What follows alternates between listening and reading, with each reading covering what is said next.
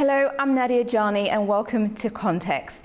Now, the White House has firmly opposed Israel's latest bomb strike on Syria.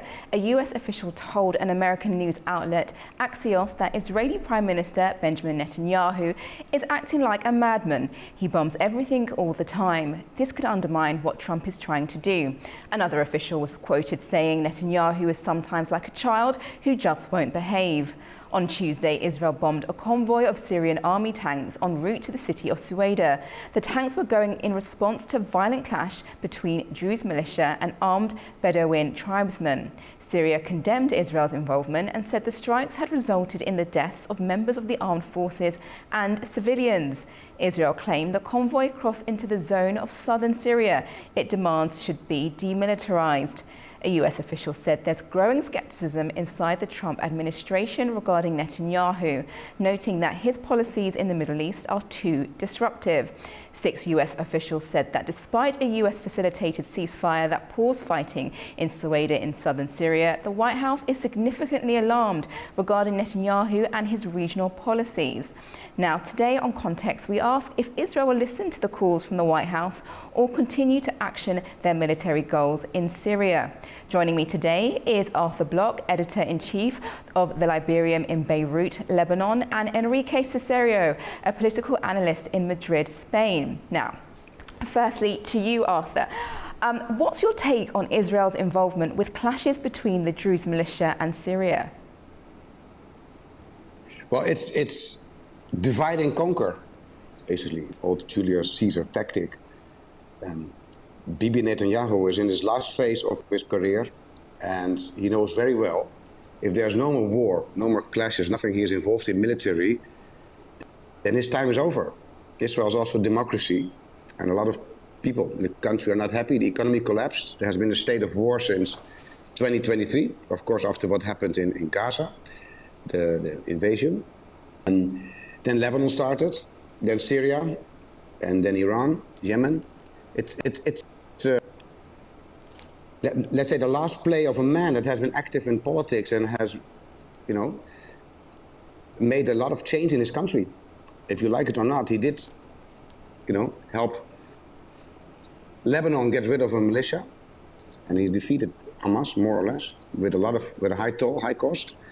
And now Syria is up for grabs. It's very interesting to see what's happening there, especially in the past weeks. But of course, we had the massacres of the Alawites in the coastal region. The regime did this. Same happened basically with the Druze in that region. Now, it's not that they want to be defended by the Israelis, but the Israelis see it as a threat to have the Syrian army at the doorstep. And what's happening there is not that the army of Syria went in to protect the Druze. It was chaos, like in the coastal towns of the Alawites. And basically, that's what the Israelis tried to do to prevent. So if you like it or not, it did stop the conflict for that moment, and the people are now safe. So it's difficult to say to me, like Netanyahu is trying to, make it as long as possible in office, because he knows what the consequences are if he goes out. So he needs war, basically, to stay in power. Definitely, that's really interesting. And now to Enrique Cesario, what are the political implications of this, and what do you think will happen next? Well, it depends, because if the question goes to Israel and to Bibi Netanyahu, probably one of the things that we can have for certain is that Bibi Netanyahu is taking all security and all trying to make all the borders safe. No matter what it is the West Bank, no matter what is Gaza, no matter what is Syria. So for the Israeli people, probably this is going to take us sort of, let's going to keep the border secured, right? And I think that the Druze thing is probably we have to see the Druze as the new minority against which an official government is fighting against, or trying to minimize, or trying to keep a part of the rest of the country. It can take it that way, and most. I think that whatever is happening right now in the border and trying to resolve the Druze problem for giving a name that's it. The Druze problem for Syria and for Israel is, as Arthur said, is divide and conquer. I don't know how deep is the separation between the Syrian society and the Druze one, but I know for sure that Israel taking part in this way and trying to make the Druze issue as a thing to defend or as a thing to stand for in front of the Syria government is making that separation and that split deeper. But we have to consider the other part, Syria, which is a country who has left dictatorship of years and years, of decades behind. We were expecting from Syria sort of a new democratic order, trying to implement a new democratic order. And I don't know how far this new democratic order is going to go if they have Israel in front of them trying to make these separations. Yeah, no, that's really interesting. And I think, you know what, when we discuss things like that, it's quite telling as to where things could go. And Arthur, I was going to ask you actually, do you think things could actually escalate if Israel continues to support the Druze militia? And what impact do you think that will have? Well, for sure it will escalate. That's the whole plan, to divide Syria into sectarian lines. And let's not forget that Syria was, of course, as my counterpart just said, they were under dictatorship time. Hundreds of thousands of people displaced, millions even, hundreds of thousands dead. Christians left mainly to Lebanon, to Turkey, to other parts of Europe as a refugee. Now we have the Alawites who are kicked out of their homes, and they tried to do the same with the Druze community. Now, from the Lebanese perspective, it's not so bad to have a divided Syria instead of one large block on your border. But what Trump clearly said, we also have to talk about how he sees Netanyahu right now, is that there has to become a normalization of the relation between Israel and ISIS for the time being out of the question. Too much harm has been done. Lebanon is also a very divided society, small country, almost 4 million people, 17 different religions, all have a representation in the national that's the national pie, everybody gets a piece of it. So in Israel and Lebanon's benefit as small countries, a partitioned Syria, it's in our, it's not nice to say for a country that has been there for hundreds of years. But that's where we're heading to. And Israel is not going to accept a radical Sunni Islamist, Jolani or Ahmed al-Shara, the wolf in sheep's clothes, who is a rapist, murderer, terrorist, was on a terrorist wanted list for $10 million on his head. Now people pretend that he is a face for a new democratic Syria. It's hilarious. It is, no offense. But this guy should be of International Court of Justice in The Hague. He's a criminal, murderer. Can never be a president of Syria. The guy can only call for new elections and then see what happens, if he can even guarantee security to do that. But this guy is on his way out as well, given not more than a year. Right. Okay. No, that's quite interesting. I guess we can only say it's alleged because those statements haven't been proven as yet. But Enrique, just based on what statements you mean? What Arthur said. Sorry. Which statement do you mean? Saying which statement do you mean have not been proven? That he was killed quite a number of people and rape and all those. Man, he sorry, no offense, but he was a head of a Islamist, and they were proud of it, posting videos. Everything has been removed of it.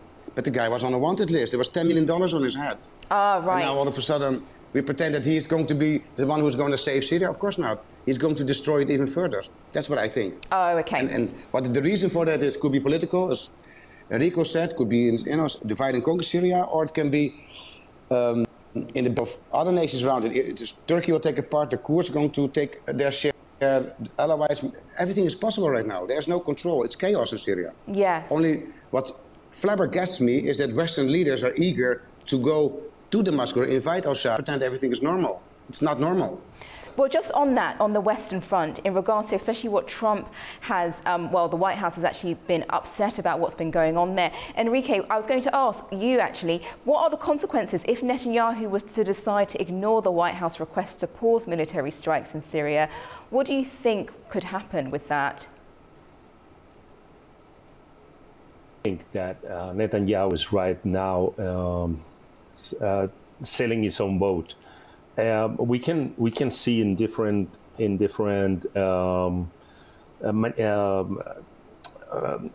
don't want to make performances because I don't want to say performances because I don't think politics have to be measured by performances, but we're used to see Netanyahu and Donald Trump join together and trying to put a common front in order to everybody to see that they're agreed in. Oh, I think we've just lost you. Yes. Oh, Enrique, can you still hear me? I can hear you. Oh, perfect. Sorry, we just lost you. Go ahead, sorry. Okay. So the thing is that Netanyahu is owned by nobody but the Israelis, or Netanyahu is owned by nobody but the own Netanyahu, right? So the question here is how far and for how long Netanyahu wants to keep this struggle and this fight and these different battles, the different fronts, not paying attention to anybody, but whatever he considers as the Israeli safety and Israeli security, right? So this is a bit of frustration and a bit sort of an ironic way of understanding the bit of frustration for Donald Trump. Donald Trump has been trying, and I think we are in the 6 months term right now of his presidency. He came to the presidency of the United States saying, okay, Ukraine war is going to be over in weeks, and I'm going to deal with Bibi Netanyahu in order to finish the conflict in Gaza. Right now, as I said, we're 6 months into the presidency, and nothing happened. And more than nothing happened. He tried different times, just in the nice way and just in the angry way, to solve the problem. And neither and none of them, Putin or Bibi Netanyahu, they have shown any sort of intention to be lean, prone to accomplish or trying to be in agree of Donald Trump, or trying to put Donald Trump in a nice place of trying to be sort of a good negotiator, even not a good proxy. So it's sort of, for me, it's like either both Putin and Netanyahu are using Donald Trump in order to sort to soften the land, in order to, okay, let's gonna see what next steps we're gonna take. On the other side, if at some point there is so much kind of a truce or ceasefire in either Gaza or Syria or Ukraine, Donald Trump is gonna get out and say, okay, that was me, guys. Of course, and just on that, Enrique, do you think, therefore, that Netanyahu's goals and Trump's goals align for what's going on in the Middle East, really? Nee. I really don't think so. I think that it's right now is sort of we're really far from it. I think we're watching up. As I said, we're in the sixth month of the presidency of Donald Trump, and we're seeing this going forward and back, going forward and back, going forward and back. I don't want to say millions of times because it's an exaggeration, but several times we saw that. And when the truce was really close, something happened that made that truce completely unuseful and completely a waste of time. So we have to keep a sort of a skeptic mind all along these two conflicts. Definitely. And Arthur, just for you, what do you think your predictions are in regards to the conflict within Syria, the Druze militia? Obviously, you mentioned that you don't see things calming down, but what is the end goal? What do you think will happen? I think it will be a military zone occupied by some force. I think maybe that's for the better of the community right now. If you're a minority in a Sunni-dominated Syria, without state control, a lot of militias, armed men working around, you're not safe. Now, it's all, of course, like some kind of show, as Enrique just said correctly. And Trump had a big mouth when he came to office. He would solve Ukraine, didn't do it yet. He would take care of the Middle East. It only escalated further. And why is that? Now, they pretend that there's like polemique between Netanyahu and Trump.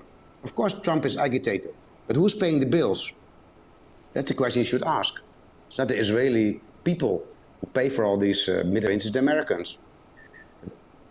Access to funds to fight a war. So it can also be like for the show, to show good guy, bad guy. Trump is the good guy. Oh, Bibi Netanyahu, please calm down. And Bibi is now going to continue. In the end, their goal is the same. They all want to get rid of, let's say, the Iranian-sponsored proxies in the region. Now, that has been successful to a certain limit. And I think it will continue, as Enrique said, until their goals are reached. It's unclear, of course, but I think we go for a partition and military zones where the Israelis are basically in control. Yeah, interesting to observe that in the past weeks, so to say. Definitely, definitely. And Enrique, do you think Israel's influence in the region is helping or hindering efforts for, peace and diplomatic negotiations? I think that right now we're back on the 60s. And we're not in a different position that we saw with the 6 Day War, or the Yom Kippur War. I think we're sort of reliving or living over that period with a very different matter.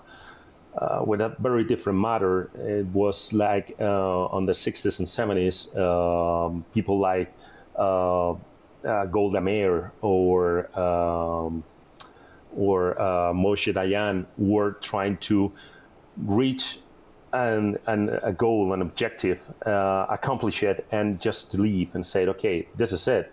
I'm not going to do anything else because my country doesn't deserve it, and my people are not going to stand for it.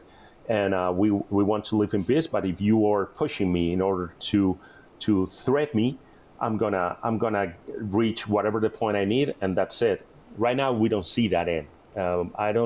One of the things that I can criticize about all this conflict, and especially to Netanyahu, is that he seems not having a plan for what's next. So we are in this pacing in order to reach the next objective, or the next goal, or the next conflict. And that's, for me, that's the main difference to whatever happened in the 60s and 70s to right now. They on those days, as I said, Golda Meir said, okay, this is it. We're going to reach this, we're going to reach that, you're going to stop it, and we're going to put a border in here.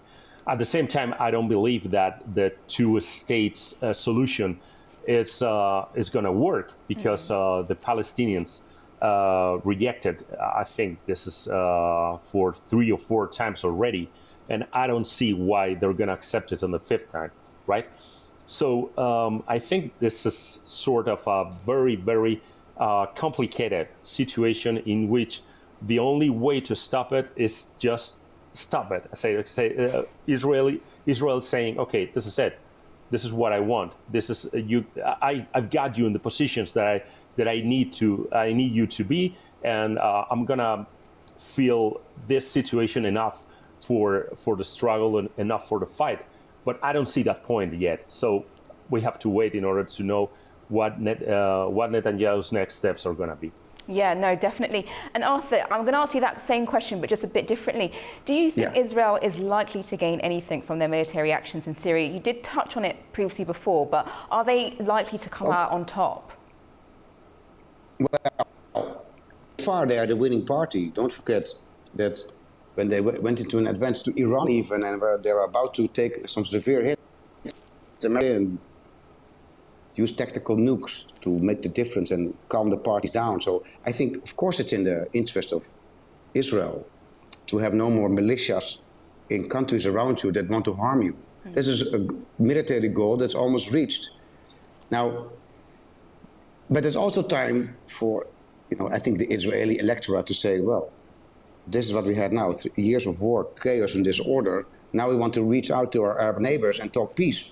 That if the military structure of the enemy is destroyed, then you should leave it to the countries themselves, like Lebanon, Syria, etc., to absorb it and to get over it. Because if an external party does something, and there's always a disbalance on the ground and in the minds of people. And that's, to be honest, I don't know how long it can still continue for it all to collapse for Israel, but so far it looks like so good. They're getting away with it, both nationally and internationally.